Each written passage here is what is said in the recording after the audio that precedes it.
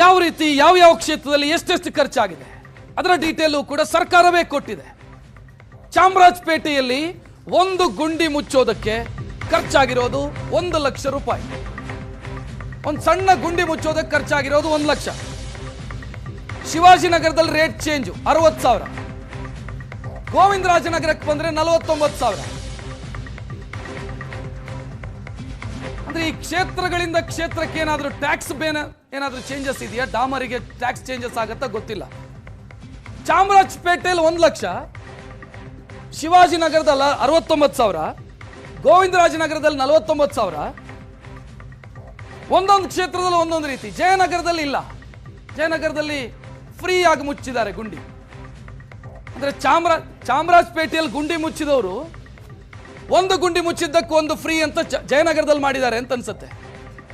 ಒಂದು ಗುಂಡಿ ಚಾಮರಾಜಪೇಟೆಯಲ್ಲಿ ಮುಚ್ಚಿದ್ರೆ ಅದಕ್ಕೆ 1 ಲಕ್ಷ ರೂಪಾಯಿ ಬಿಲ್ಲು, ಜಯನಗರದಲ್ಲಿ 0 ಬಿಲ್ ಮಾಡಿಲ್ಲ.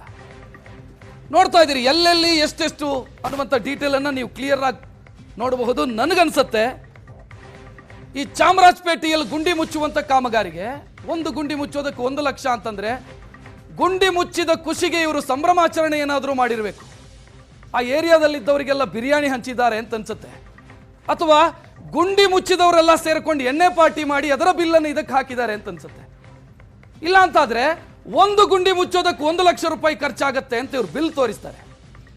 ಇಲ್ಲಿ ಮಾಡಬೇಕಾಗಿರೋದು ಈ ಬಿಲ್ ಪಾಸ್ ಮಾಡಿದಂಥ ಅಧಿಕಾರಿಯನ್ನ ಅದೇ ಗುಂಡಿಗೆ ಹಾಕಿ ಮುಚ್ಚಿ ಹಾಕಬೇಕು. ಆಗ ಈ ಸಮಸ್ಯೆ ಪರಿಹಾರ ಆಗುತ್ತೆ.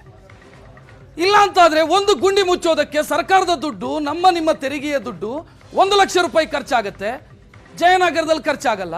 ಮತ್ತೊಂದು ಕಡೆ 49,000, ಇನ್ನೊಂದು ಕಡೆ 60,000. ಏನ್ ಲೆಕ್ಕ ಇದು? ಹೇಳೋರು ಕೇಳೋರು ಇಲ್ಲ ಅಂತಂದ್ರೆ ಸರ್ಕಾರದ ದುಡ್ಡಲ್ಲಿ ಜಾತ್ರೆ ಮಾಡ್ತಾರೆ, ಅಧಿಕಾರಿಗಳು ಎಲ್ಲ ಸೇರ್ಕೊಂಡು ಜಾತ್ರೆ ಮಾಡ್ತಾರೆ ಅನ್ನೋದಕ್ಕೆ ಉದಾಹರಣೆ ಇದು. ಇದರ ಮಧ್ಯೆ ವಿಜಯನಗರದ್ದು ಒಂದು ಡೀಟೇಲ್ ಸಿಗ್ತಾ ಇದೆ. ನೋಡ್ತಾ ಇದ್ದೀರಿ ಆ ಡೀಟೇಲು. ವಿಜಯನಗರದಲ್ಲಿ ಎಷ್ಟು ಖರ್ಚಾಗಿದೆ ಅಂತ. 382 ಗುಂಡಿ, 1.8 ಕೋಟಿ ಖರ್ಚು. ಒಂದು ಗುಂಡಿಗೆ 47,000 ರೂಪಾಯಿ. ಇಲ್ಲಿ ಆಶ್ಚರ್ಯ ಏನು ಅಂತಂದ್ರೆ BBMP ಬಳಿಯೇ ಅಂದ್ರೆ ಅಥವಾ ಈಗಿನ GBA ಅವರ ಬಳಿಯೇ ಗುಂಡಿ ಮುಚ್ಚುವಂತ ವಾಹನ ಇದೆ. ಅಂದ್ರೆ ಇನ್ಸ್ಟ್ರೂಮೆಂಟ್ಸ್ ಇದಾವೆ, ಕಾರ್ಮಿಕರು ಇದ್ದಾರೆ. ತರೋದು 4 ಜಲ್ಲಿ ಒಂದಿಷ್ಟು ಡಾಮರ್, 4 ಜಲ್ಲಿ ಒಂದಿಷ್ಟು ಡಾಮರ್ ತಂದು ಹಾಕೋದಕ್ಕೆ 1 ಲಕ್ಷ ರೂಪಾಯಿ ಖರ್ಚು. ಆಯ್ತಪ್ಪ, ಇದಾದರೂ ಸರಿಯಾಗಿ ಆಗತ್ತಾ ಅಂತ ಕೇಳಿದ್ರೆ ಈ ಗುಂಡಿ ಮುಚ್ಚಿದ ಜಾಗಕ್ಕೆ ಈಗ ಹೋಗಿ ನೋಡಿ ನೀವು. ಇವ್ರು ಎಲ್ಲಿ ಬಿಲ್ ಕೊಟ್ಟಿದ್ದಾರೆ ಆ ಗುಂಡಿ ಹಂಗೆ ಇರುತ್ತೆ. ಇದು 2 ದಿನ ಇವರು ಗುಂಡಿ ಮುಚ್ಚೋ ಕಾಮಗಾರಿಯ ವ್ಯಾಲಿಡಿಟಿ, ಮತ್ತೆ ಗುಂಡಿ ಹಂಗೆ ಇರುತ್ತೆ. ಇದಕ್ಕೆ ಸರ್ಕಾರದ ದುಡ್ಡು ಖರ್ಚಾಗುತ್ತೆ. ನಾವು ಗುಂಡಿ ರಸ್ತೆ ತುಂಬಾ ಗುಂಡಿ ಇದೆ ಅಂತ ಸುದ್ದಿ ಮಾಡಿದ ಕೂಡಲೇ ಇವರಿಗೆ ಹಬ್ಬ. ಜನ ಬೈಯೋದಕ್ಕೆ ಶುರು ಮಾಡಿದ್ರೆ ಇವರಿಗೆ ಹಬ್ಬ. ಅದು ಜನರ ಆಕ್ರೋಶವನ್ನ ತಮ್ಮ ಅಕ್ರಮಕ್ಕೆ ಬಳಸಿಕೊಳ್ತಾ ಇದ್ದಾರೆ. ಜನ ಗುಂಡಿ ಸರಿ ಮಾಡಿ ಅಂತ ಹೇಳಿದ್ರೆ ಮಾಡ್ತೀವಿ, ಖರ್ಚಾಗತ್ತದಕ್ಕೊಂದಿಷ್ಟು ಅಂತ ಖರ್ಚು ಮಾಡೋದು, ಬೇಕಾಬಿಟ್ಟಿ ಖರ್ಚು ಮಾಡೋದು.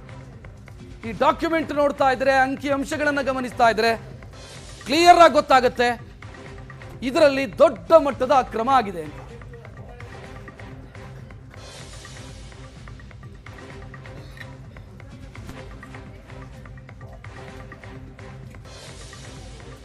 ಇನ್ನು ಜಯನಗರದಲ್ಲಿ 1 ರೂಪಾಯಿ ಕೂಡ ಖರ್ಚಾಗಿಲ್ಲ. ಆದರೆ 565 ಗುಂಡಿಗಳನ್ನು ಮುಚ್ಚಿದ್ದಾರೆ. ಯಾವುದಾದ್ರೂ ಸಮಾಜ ಸೇವಾ ಸಂಘಟನೆಯಿಂದ ಏನಾದರೂ ಮುಚ್ಚಿದ್ದಾರೋ ಗೊತ್ತಿಲ್ಲ. 1 ರೂಪಾಯಿಯೂ ಖರ್ಚಾಗಿಲ್ಲ. ಅಥವಾ ಇಲ್ಲೇನೋ ಪವಾಡ ಆಗಿದೆ, ಯಾವುದೋ ಒಂದು ಮಂತ್ರದಂಡ ತೆಗೆದುಕೊಂಡು ಬಂದು ಗುಂಡಿ ಮುಚ್ಚಿದ್ದಾರೆ. ಇಲ್ಲ ಅಂತಂದ್ರೆ ಚಾಮರಾಜಪೇಟೆಯಲ್ಲಿ 1 ಲಕ್ಷ ಬೇಕು ಒಂದು ಗುಂಡಿ ಮುಚ್ಚೋದಕ್ಕೆ, ಜಯನಗರದಲ್ಲಿ ಅದು ಉಚಿತವಾಗಿ ಆಗತ್ತೆ ಅಂತಂದ್ರೆ ಹೇಗೆ ಸಾಧ್ಯ?